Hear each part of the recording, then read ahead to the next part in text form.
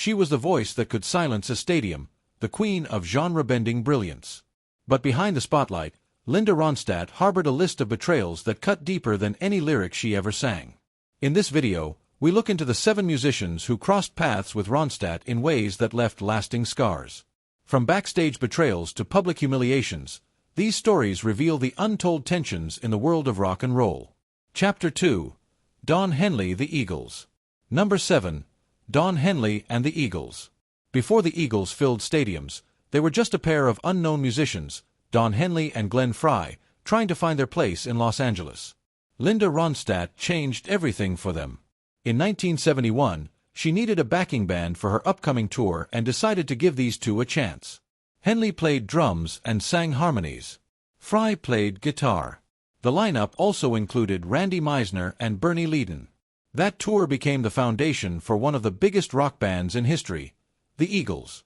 Ronstadt didn't just give them a job, she gave them exposure, direction, and credibility.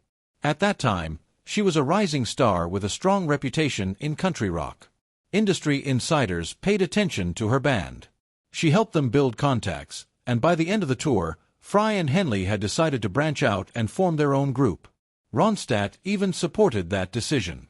She didn't try to keep them. She let them go, and even suggested record executives check them out. The Eagles exploded quickly. By 1973, they had a hit with Take It Easy. Soon came Desperado, One of These Nights, and Hotel California. While Ronstadt continued her successful solo career, the guys she helped launch became stadium giants. But things soured behind the scenes. Henley's attitude shifted. Fame changed the tone. He reportedly became more controlling and dismissive of Ronstadt's approach to music. In an interview during the mid-70s, Henley made a subtle but pointed remark that Ronstadt's style was safe and too polished. For Ronstadt, who valued artistry and musical growth, that comment stung. She felt disrespected, not just because she gave him a chance, but because he overlooked the influence she had on the band's early sound. What truly caused a rift, though, was what happened off stage. Ronstadt discovered Henley had been using her name to access venues and events she was not part of. He allegedly demanded guest access to a tour she headlined, without her permission. When she found out, she revoked all his backstage credentials. From that point on, Henley was no longer welcome at any of her shows. Industry insiders said Ronstadt handled the issue quietly but firmly. She didn't call out Henley in the press. She didn't create drama. She simply cut ties. For someone who had built her brand on grace and professionalism, it was a line she rarely crossed. This time, though, she made an exception. Here's the insight many people miss. Ronstadt was more than just a singer. She had influence behind the scenes, especially in shaping talent. Before the Eagles found their sound, they were molded by Ronstadt's touring style, stage discipline, and vocal layering techniques. Frey even said later that they learned the value of harmony from watching her record vocals. That's a major part of what made the Eagles sound so iconic. But Henley never acknowledged that influence publicly. Instead, he seemed to distance himself from the early days, possibly to build the Eagles brand as independent and self-made.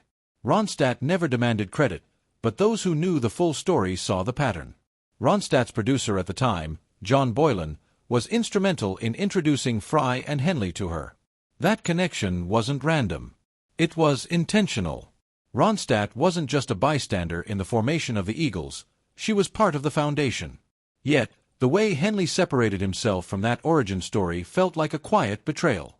After the fallout, the two rarely crossed paths again.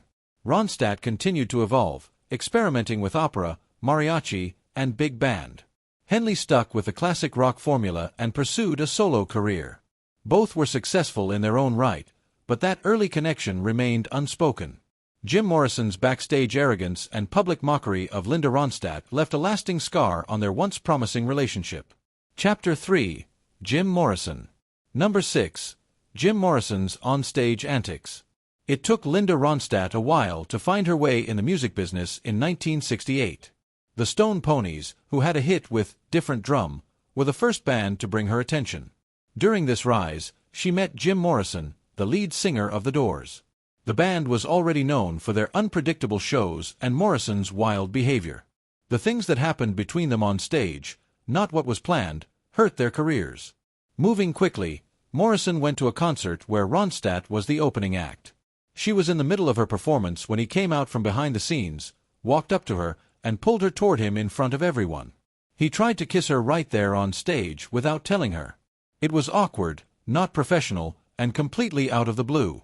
Ronstadt stopped and looked shocked. That moment made her look bad in front of thousands of people and spoiled the mood. It wasn't just a spur-of-the-moment choice. Morrison behaved in a way that matched a pattern. By 1968, his substance and alcohol use was getting worse, and he often caused problems at concerts.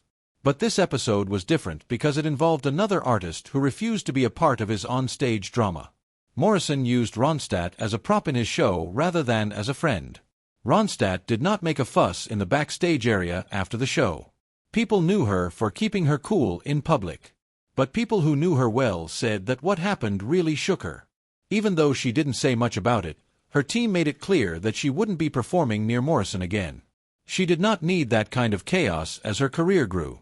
The performance was just one part of the problem. A few weeks later, Morrison made things worse. In a radio interview, he made fun of Ronstadt by calling her sweet but spineless. He said her music didn't have any fire and that she didn't stand up for herself. This was rude and touchy at the same time. At the time, it came from someone much more famous and powerful. The remark spread, and Ronstadt's confidence dropped. But she still didn't answer in public. In no way did she act that way. Instead, she kept building her catalog and reputation one show at a time. But she had the Morrison moment, and some say it changed how she did business in the music business. From then on, Ronstadt became more aware of her stage presence and personal limits. She became more careful about choosing her partners and avoided tours with musicians who were known to act recklessly. This is the most important thing that most people don't know. Ronstadt was already getting respect in the business behind the scenes. Managers and producers saw her as more than just another young voice. They saw her as a professional with long-term prospects. After the Morrison event, some of those insiders paid her more attention. They liked how she dealt with it. No drama, just distance. It made her feel good about living in a selfish world. In the meantime, Morrison kept spinning. He began drinking too much, and his stage stumbling got worse. After less than 3 years, he died at the age of 27. Even though he left a mark on rock history, things that happened with Ronstadt remind us that despite being brilliant, he was also very flawed. It wasn't just about his behavior. It was also about the career of another artist because he crossed lines that he shouldn't have. Ronstadt saw the event as the beginning of something new, not the end of the world. She kept going without ever focusing on drama. Not shockingly, she grew because she was talented and worked hard. Morrison quit quickly, while Ronstadt went on to have a career that lasted decades. Number 5. Neil Young's dismissal. The middle of the 1970s were Linda Ronstadt's most famous years. Millions of copies of her albums were sold, and no one else had a voice like hers. The only woman in charge of a rock scene mostly made up of men was she. Around the same time, Neil Young was also at his best. His political point of view and folk rock style were praised. Both artists were admired, even though they worked in very different types of music. So, when they met at a politically charged benefit concert in 1976, things didn't quite go as planned. Chapter 4. Neil Young. A lot of musicians who came to the event were also activists fighting for the rights of farm workers.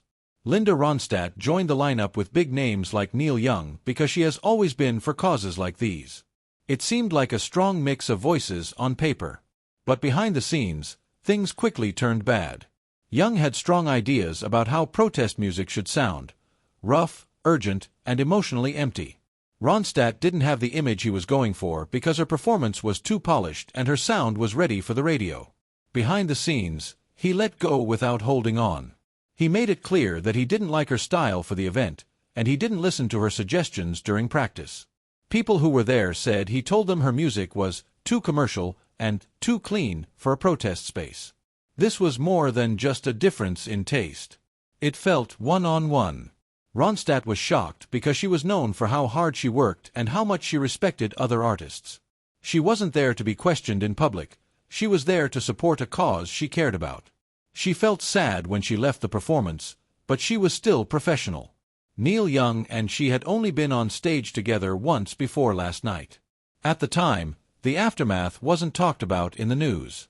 The careers of both performers went on with their lives. Later, though, people in the business said Ronstadt quietly stopped working on projects with Young. She never talked about it in public, but in interviews years later, she hinted that male musicians had judged her sincerity wrongly at times.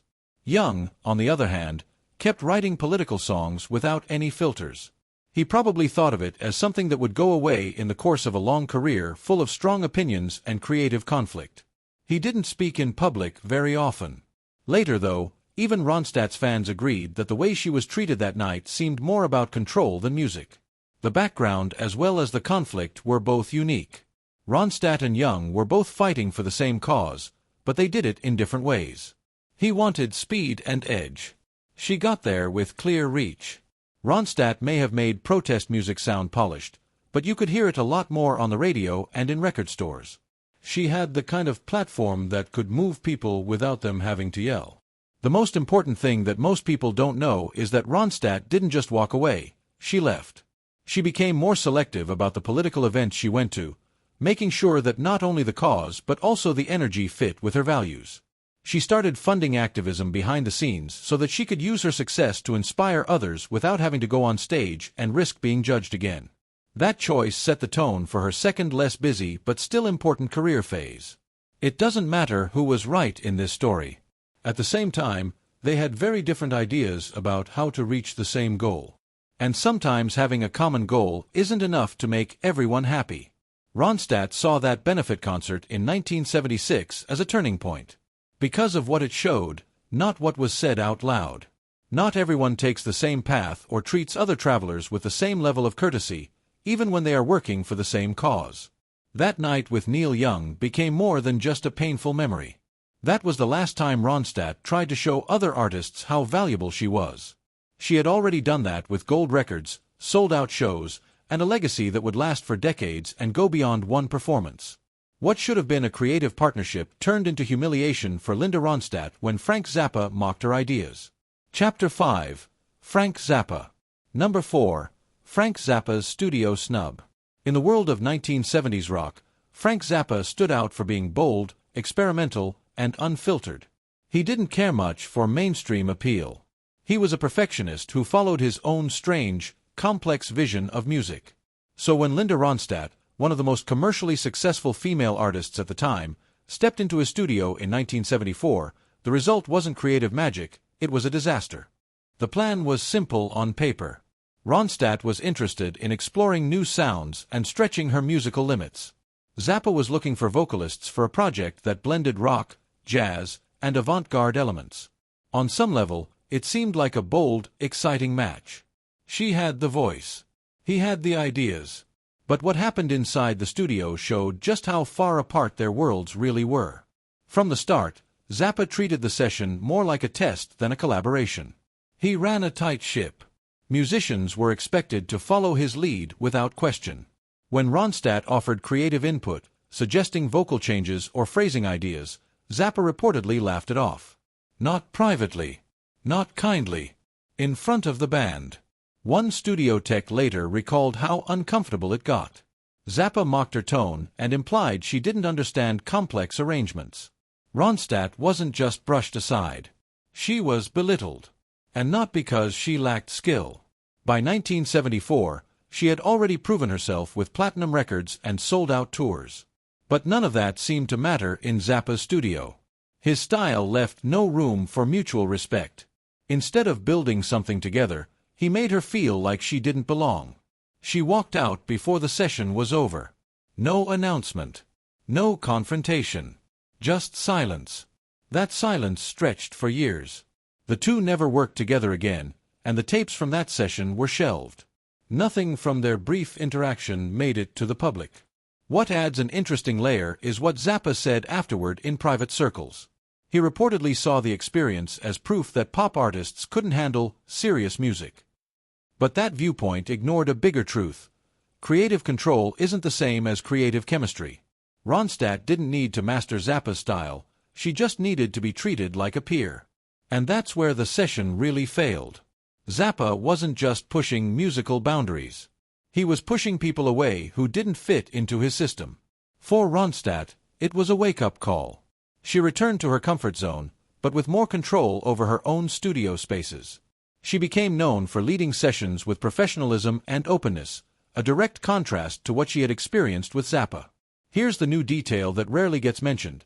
That failed session actually pushed Ronstadt to take more risks later on, but on her own terms. Within a few years, she branched into big band music, mariachi, and country rock crossovers. All of those shifts were her decision. She wasn't just